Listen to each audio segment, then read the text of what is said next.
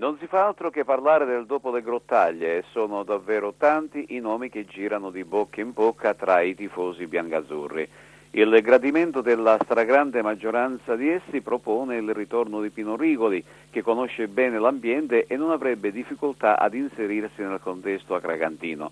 Ma si fanno anche nomi del duo Giovanni Tedesco a Curzio Sclafani, anch'essi forti conoscitori della categoria, e quello di Maurizio Pellegrino, ex Catania, attualmente libero da impegni, che in Lega Pro, ma anche in B e in Serie A, è stato alla guida del club Etneo. Ma ci sono altri nomi eccellenti che si fanno. Totò Vullo, una vecchia volpe di questi campionati, e Nevi Orlandi, che spesse volte è stato visto in tribuna all'Esseneto. Ma oggi è importante capire se la crisi dell'Acregas è solo tecnica oppure c'è dell'altro, e sino a quando non si riusciranno a superare determinate incertezze non si potrà andare avanti. In questi giorni, con il ritorno dei due presidenti d'Agrigento, Marcello Giavarini e Silvia Alessi, si dovranno prendere delle decisioni importanti per il futuro biancazzurro.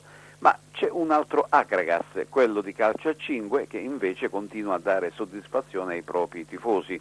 E l'Acregas Futsal, che allo Sport Village ha piegato inesorabilmente la resistenza della Ramacchese. 9-2 è il risultato finale, che non fa una grinza e rafforza l'alta classifica. Un'altra gara senza storia che ha visto protagonisti due bomber, l'italo-algerino Amici e l'empedocrino Benito Sinore, entrambi autori di una tripletta ciascuno. Le altre reti sono state realizzate da Fiore, Sutera Sardo ed Agnello. In classifica generale l'Acregas Futsal è appaiata alla Vigor San Cataldo con 40 punti, mentre più distante la terza, la GR Sport, a 37.